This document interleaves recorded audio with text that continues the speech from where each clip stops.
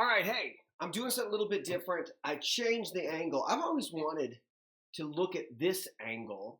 You could kind of see something a little bit different. I don't know if you've noticed, if you watch YouTube clips, all the cool teachers, all the cool pastors, they're sitting and the angle comes down like this. So I'm trying to mimic that. Maybe you will find me much, much cooler. All right, look. So here's the deal. We're going to be talking about, our New City Catechism Question 13. If you've been tracking with me, I have taken a break on New City Catechism just because the holiday season, everything's been going on. It's been crazy. So we had things for Thanksgiving and kind of got off. I took a couple days off then.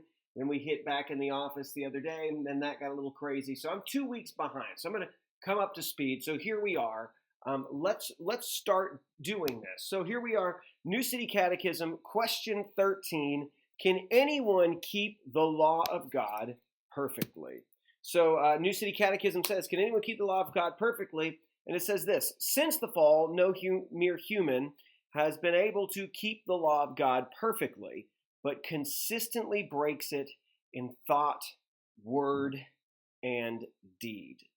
Now, let's deal with that, right? Because what that's saying is that since what happened in the garden, Genesis chapter 3, nobody is able to actually keep the law. So what that means, right, is that none of us do this right.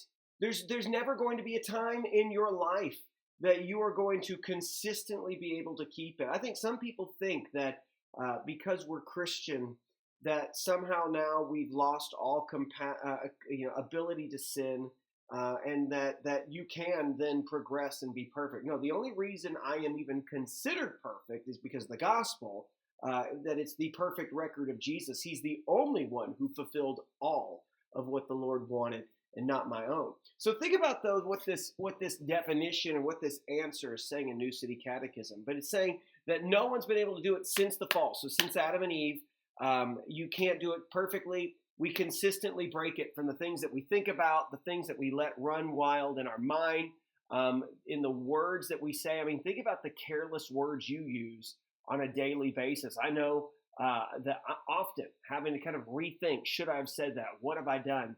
And then also the deeds, right? So the things that I've done, the way that I lash out, the way I might act, the things I might do, in all of that, there's never a line that says I've done it well. I mean, even all of us who we've got people that we look at and we say, these are good people and they're top notch. The truth is, biblically speaking, regardless of whether you think somebody is way up here or not, biblically speaking, they're not actually as good as you think they are.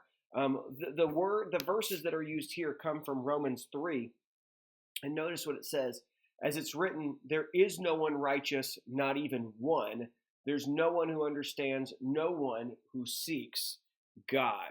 Now, that's a pretty drastic thing to say, right? There's no one righteous, not even one. No one understands, no one who seeks God. All have turned away.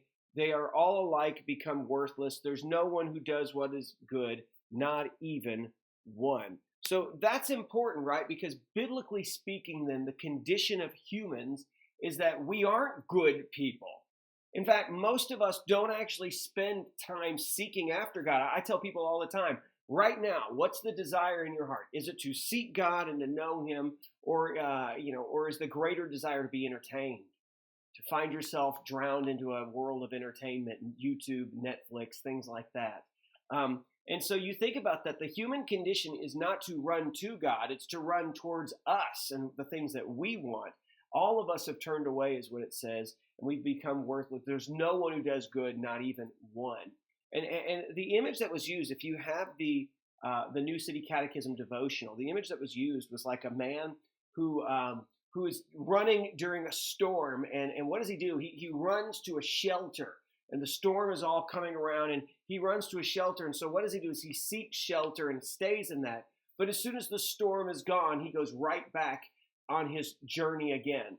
And it's the same way that we might see is often with humans, we see ourselves, there might be a time that we might turn and might feel that we've got it all together. But once that storm is gone, and once we are comfortable again, that evil inside of us continues to go out again and continues to kind of pursue a course for us that if we're not careful, we'll go down that road. And so that battle for sin is constant in your own life. So be thinking about that. Recognize, I think it'd be an interesting thing to think about is even talk to those people who you think are way up here. Ask them about their struggles, not to point things out, but ask them what a real struggle is for them. Because I think what you'll find is even those people that you hold up here, they will tell you the daily struggles with sin that they have.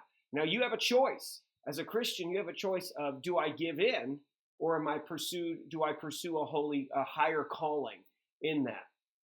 See, a lost person is our default mode as an individual prior to Christ is to be in sin and to enjoy our sin.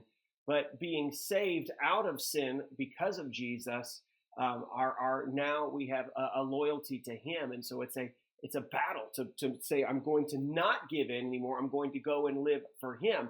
That struggle will always remain, and there will be days that we will fall. There will be days that you do mess up, but the gospel is that Jesus never fell, and His record covers yours in the end when you go and see the Lord and are judged before Him.